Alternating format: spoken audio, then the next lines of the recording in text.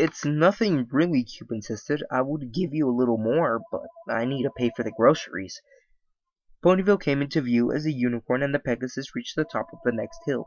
I can get the food, Cube said. You go back and make sure Trixie doesn't leave. I'll be back as soon as I can.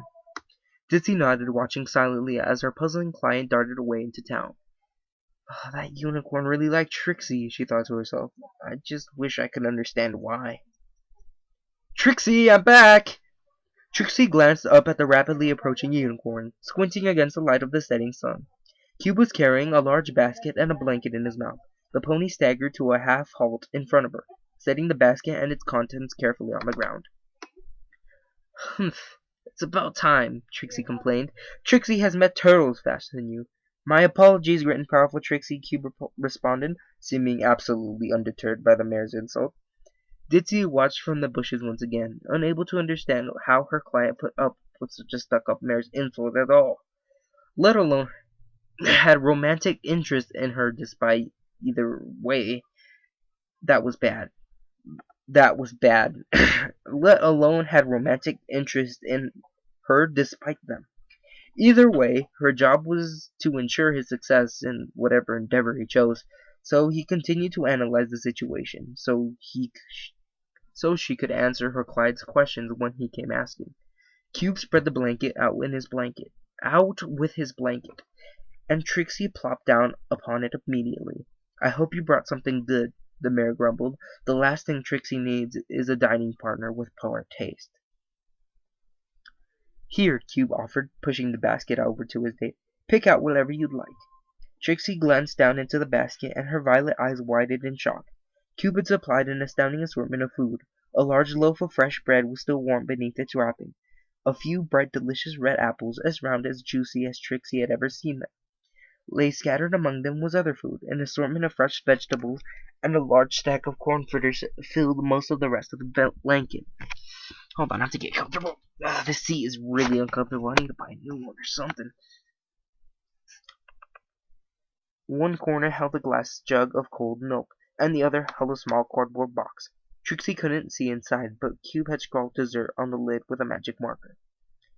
Trixie is impressed, Trixie finally admitted.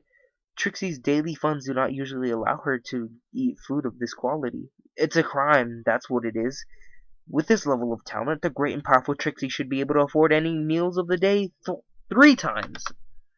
Over. Well, until the dream comes true, I hope you enjoy this one at least, Cube said politely. Trixie extracted a large slice of bread and one of the apples from the basket, and began to eat. Her dining partner took what was left. So, Trixie asked through a mouthful of food, how did you become a fan of the great and powerful Trixie? Oh, Cube stuttered. Well, I saw your show in Ponyville and I thought it was awesome. I've been dying to meet you ever since. Trixie took a swig of milk. You didn't like that Twilight Sparkle You didn't think Twilight Sparkle was indefinitely better, she thought? And you didn't wish to shun Trixie like the rest of Ponyville? No way, Cube responded. I mean, Twilight is great and all, but I felt like you didn't get the respect you deserved. Trixie grinned malignantly.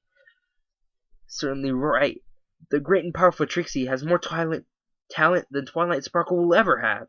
Cube finished the apple and watched Trixie do the same. So, would you like some dessert? That depends, Trixie said. What did you bring? Cube lifted the box with his magic and flipped open the lid, displaying the contents to Trixie. Again, the mare was caught by surprise. In the box were half a dozen of her favorite treats, cinnamon-coated pine cones. From her vantage point, Ditsy caught a hint of some new emotion that had played across Trixie's face for just a moment. The Pegasus rubbed her eyes, not sure if she had interpreted the expression correctly. Could that have been gratitude? Trixie gingerly lifted a pine cone with her magic, gazing at it as her partner set it down in the box. Did I read that right? I think I did. She took a bite, smiling in satisfaction at the sweet and earthy flavors of her preferred snack.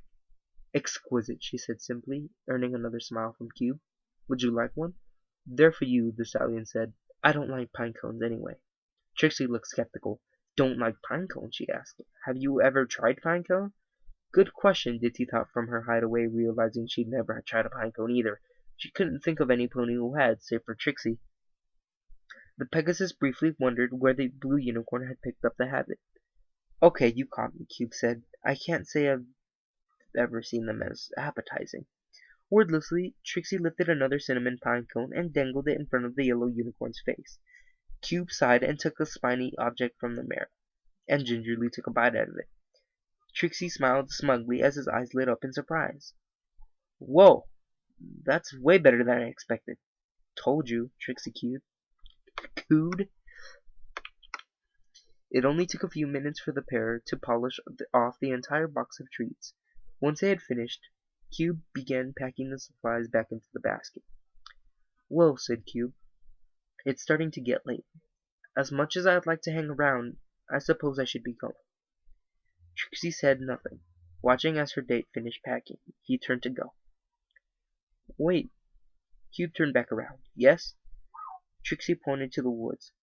Trixie knows this lovely trail in the woods. It circles a small lake and looks most beautiful in the moonlight. Cube raised an eyebrow. And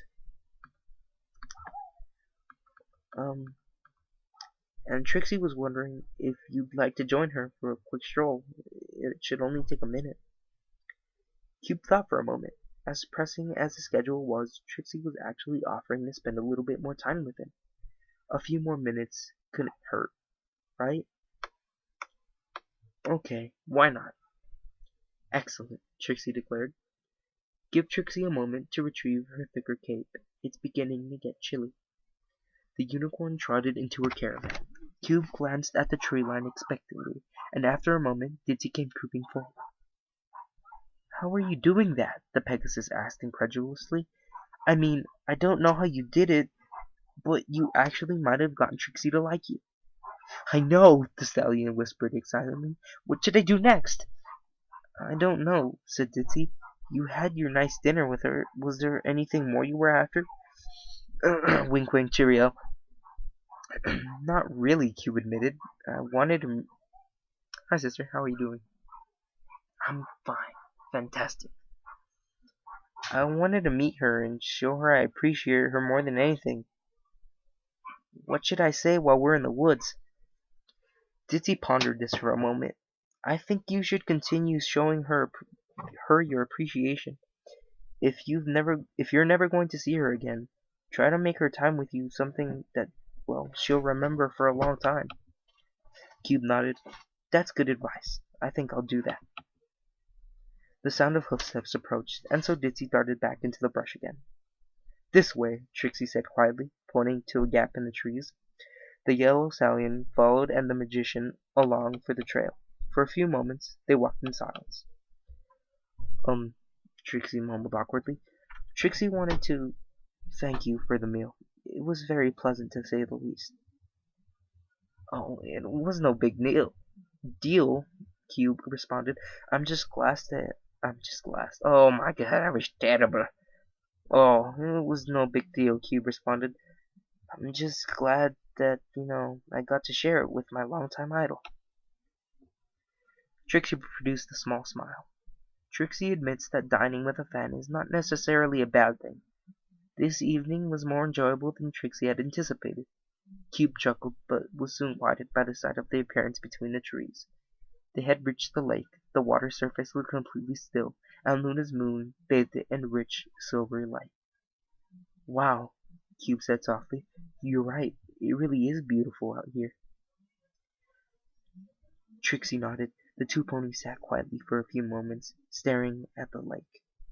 Several times, Trixie looked like she wanted to say something, but she repeatedly thought it was better to keep it quiet. Ditsy watched intently from a nearby tree, interested to see if, anything else would happen. Trixie has a question for you, Cube, Trixie said suddenly. Cube? Yes? Hold on. No. Cube glanced at the mare next to him. Yes? Trixie took a deep breath, her expression indescribable. Why does every pony hate me? This caught both Cube and Ditsy by surprise. For one thing, it was the first time all night that Trixie had never referred to herself in third person, and second, the question itself was somewhat shocking. For the first time, Ditsy had realized that on the inside, Trixie might not be as hopelessly self-centered as she appeared. Every pony doesn't hate you, Q responded. What the hell does that say?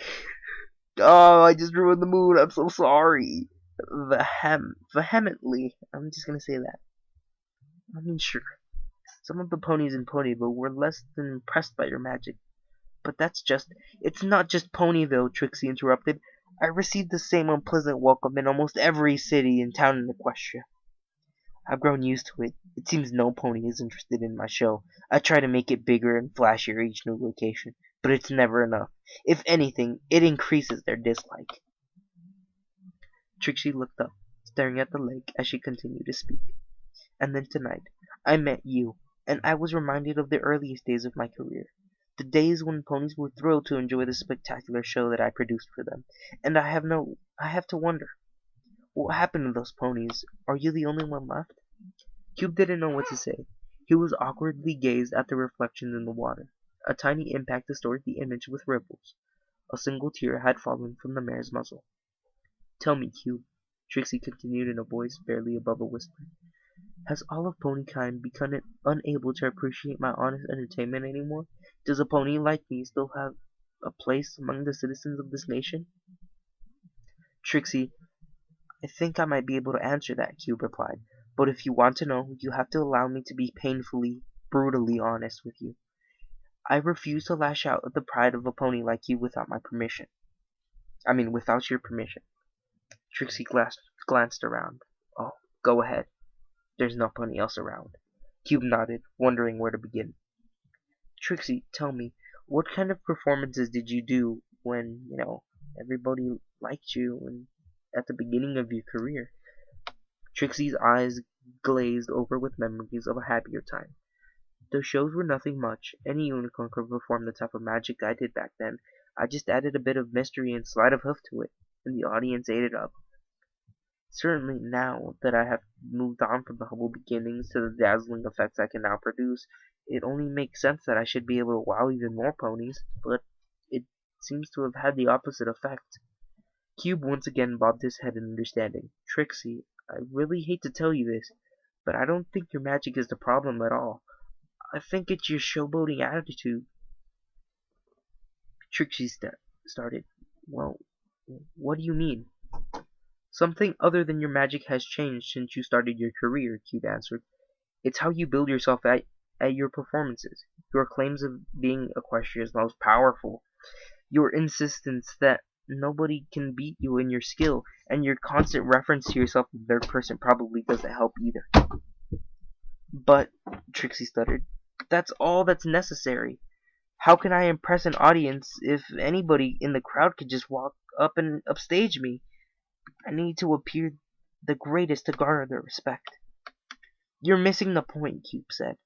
It's one thing to be good at what you do. It's another to try to be better than everybody else, especially in the field of their own special talent. They're only robbing you of your chance to shine because you insist on robbing them on their firsts. But I just wanted a performance so spectacular that everybody could enjoy, Trixie whimpered. I never meant to hurt anybody's feelings, at least not until they began to shun me. You can't blame me for being bitter.